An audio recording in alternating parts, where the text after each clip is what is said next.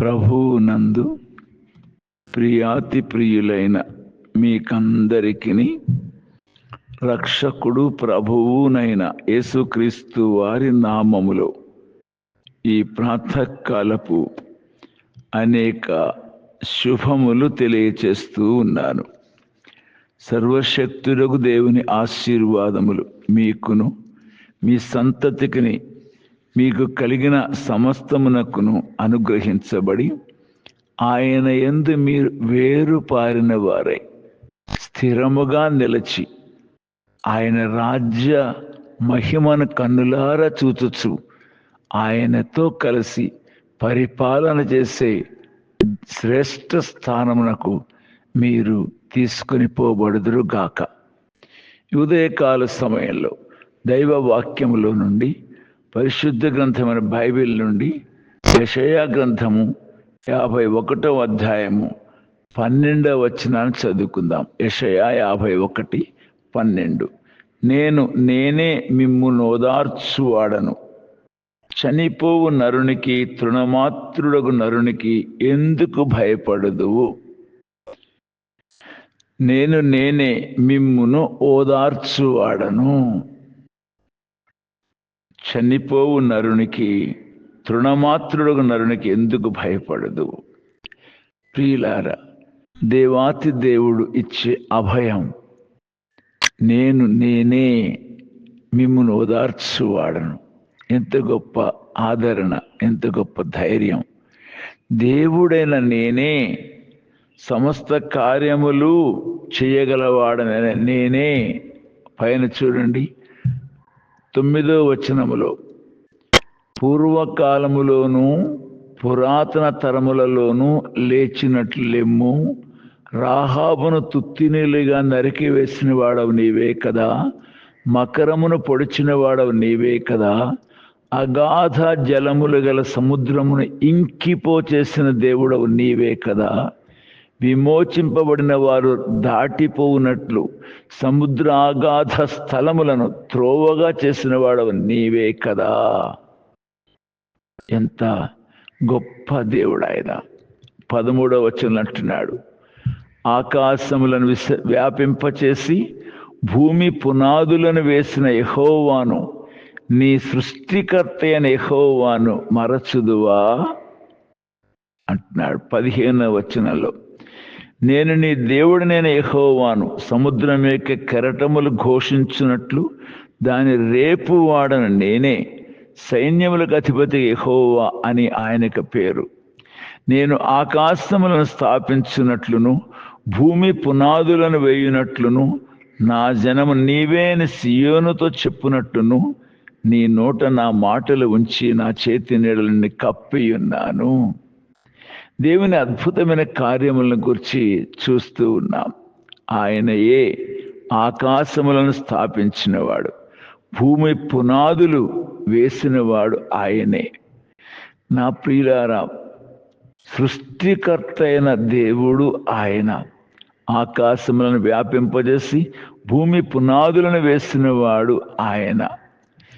కనుక అసమానుడగు దేవుడు, అద్వితీయుడగు వాడు, ఆయన వంటి వాడు మరొకడు లేడు.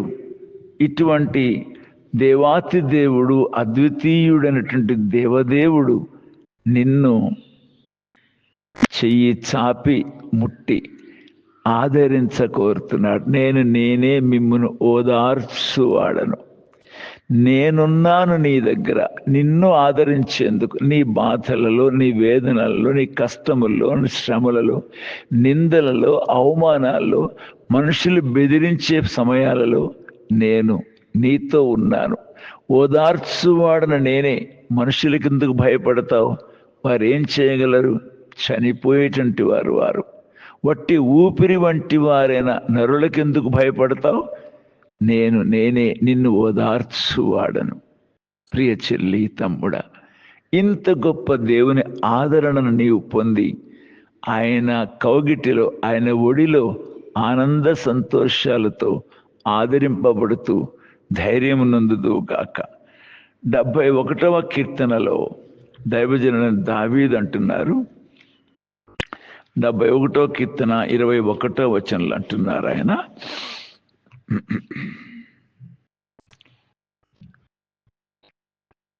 నా గొప్పతనమును వృద్ధి చేయము, నా తట్టు మరలి నాకు నెమ్మది కలుగ చేయము అని ఈయన మనవి చేస్తున్నాడు. నా తట్టు మరలి నాకు నెమ్మది కలుగ చేయము, నా గొప్పతనమును వృద్ధి చేయము అని ప్రార్థిస్తున్నాడు. ప్రియులారా, నా తట్టు మరలి నాకు నెమ్మది కలుగ చేయము అంటే నీవు నాకు దూరంగా ఉన్నావు. నా పాపం వల్ల, నా అపరాధం వల్ల, నా దోషం వల్ల నేను నీకు దూరమైపోయిన వాడను. దయచేసి హిస్సోపుతో నా పాపమును పరిహరించము, నేను పవిత్రుడనగునట్టు నన్ను బాగుగా కడుగుము అంటూ 51 కీర్తనలో మనవి చేసినట్లుగా, చెల్లి, నా తమ్ముడా, మన పాపములు దేవునికి మనకు ఎడబాటు కలుగజేస్తూ ఉన్నాయి. కనుక ఆయన ఆలకింపకున్నాడు, సహాయము చేయలేని వానిగా ఉన్నాడు. మన పాపములను ఒప్పుకుంటే, క్షమించమని అడిగితే వెంటనే క్షమించి తన కలువరి శిలువ రక్తధారలతో శుద్ధీకరించి ఆయన దక్షిణ హస్తమును చాచి మనల్ని ఆదరించేవాడు, గుండెలకు హత్తుకునేవాడు. మనం ప్రార్థన ఆలకించి శ్రేష్ఠ స్థానములోనికి, గొప్పతనమును వృద్ధి చేసేటువంటి వానిగా ఉన్నాడు. కనుక దేవదేవుని యొక్క ఆదరణను పొందకుండా, సహాయమును పొందకుండా, ఆశీర్వాదమును పొందకుండా అభ్యంతరపరిచేదే పాపం. ఇట్టి పాపమును ఒప్పుకొని విడిచిపెడితే, క్షమాపణ కోరితే అద్భుతమైన దేవుని ఆదరణను, ఆనందాన్ని, ఆశీర్వాదమును అనుభవించగలం.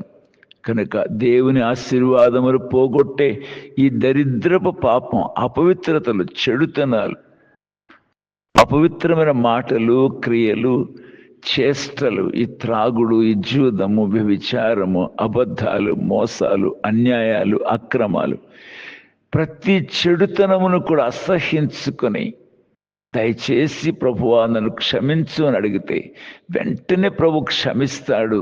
నీ పేరు జీవగ్రంథంలో వ్రాసుకుంటాడు. నీకు తండ్రిగా, నిన్ను ఓదార్చేవానిగా, తల్లిగా తన ఒడిలో ఆదరించేవానిగా నిన్నుంటాడు.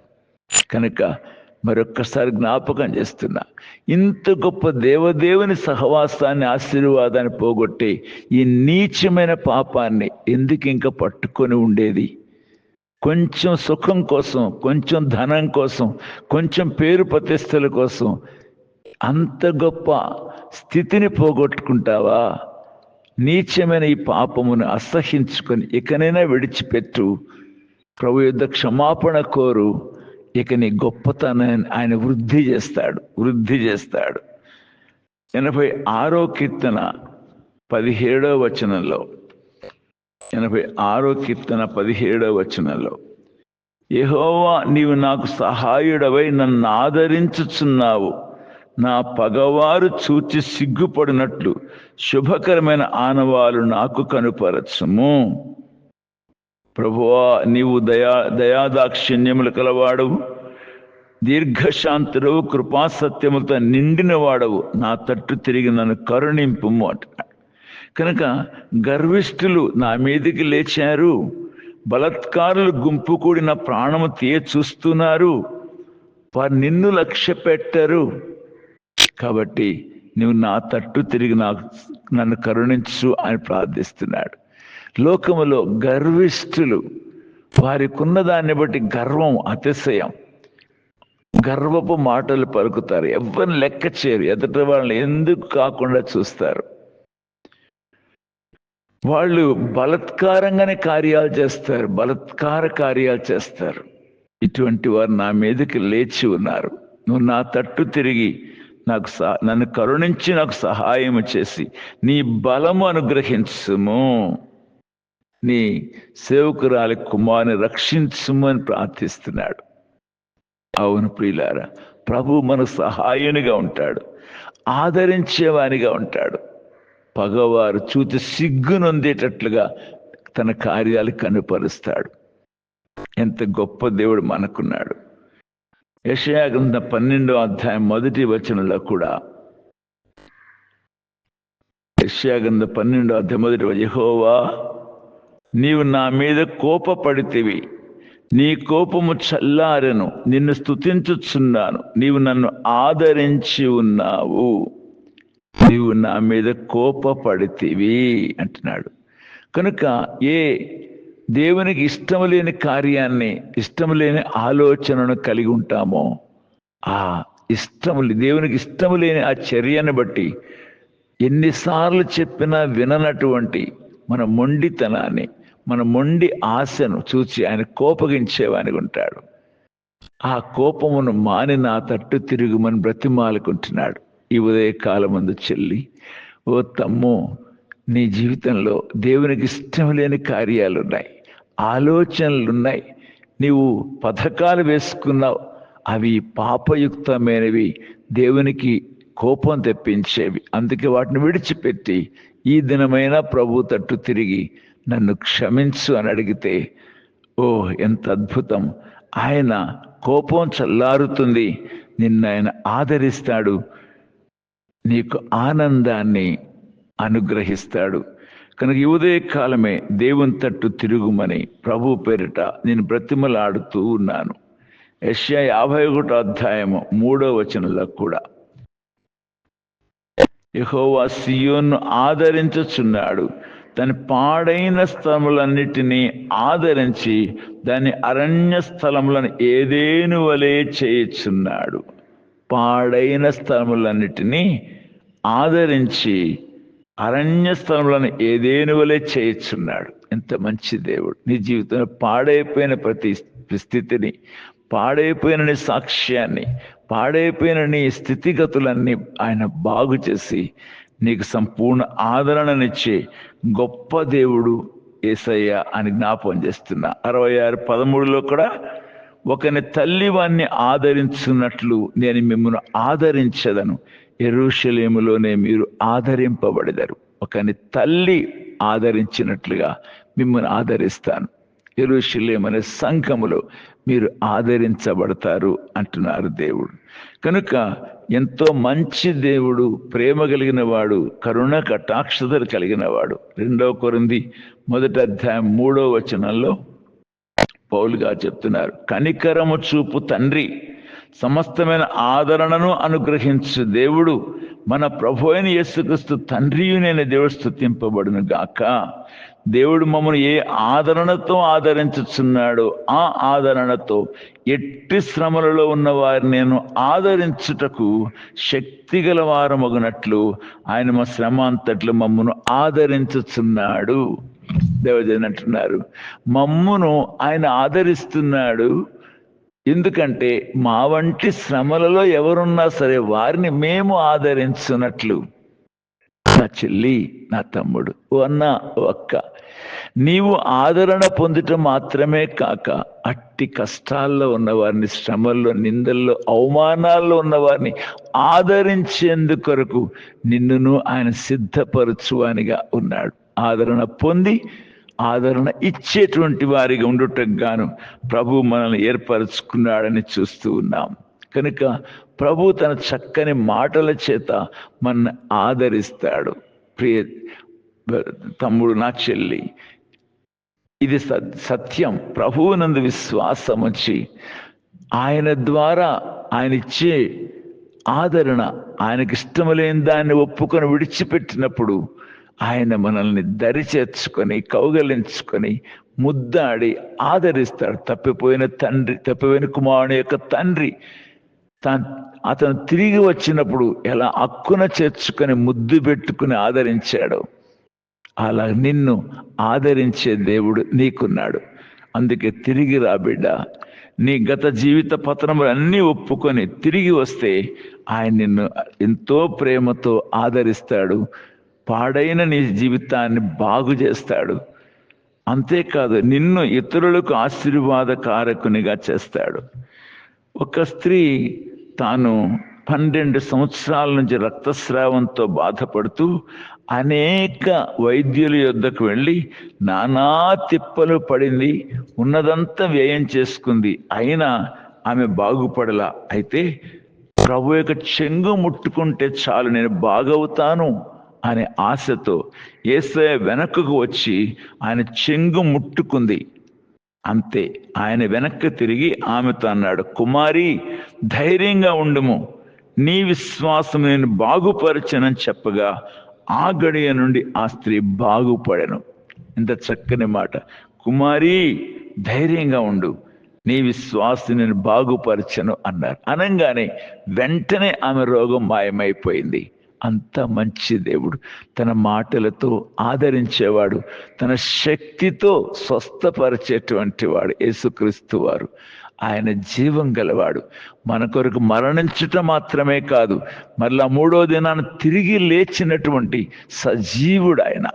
ఉదయకాలమే ఆయన గొప్ప ఆదరణను పొంది ఆశీర్వదించబడినట్లుగా ఆయనకు ఇష్టం లేని పాపాన్ని విడిచిపెట్టి ఆయన యొద్దకు రమ్మని, ఆయన కౌగిలిలో, ఆయన మోకాళ్ళ మీద, ఆయన రెక్కల క్రింద ఆయన మాటలతో, ఆయన వృద్ధి చేసే విధానంతో నీవు ఆదరింపబడి ఆనందించగలవు. ప్రార్థిస్తాను. ప్రియమైన తండ్రి, ఉదయకాలమందు ఈ మాటలను ఆశీర్వదించి ప్రియులను ఆదరించుము తండ్రి. నీ కౌగిలిలోనికి చేర్చుకొనుము, నీ రెక్కల క్రిందకి చేర్చుకొనుము తండ్రి. వారి యొక్క పాడైన స్థలమును బాగు చేయము దేవా, వారిని వృద్ధి చేయము తండ్రి. అంతేకాదు వారి రోగములను బాగు చేసి నీ వాక్కు చేత వారిని ఆదరించి బలపరచుము. నీ చేతులకు అప్పగిస్తూ యేసుక్రీస్తు వారి నామములో ప్రార్థిస్తున్నాను తండ్రి, ఆమెన్. యేసుక్రీస్తు వారి దయగల సన్నిధి సంపూర్ణ ఆదరణను మీకిచ్చి ఆనందింపచేయును గాక. Amen, amen.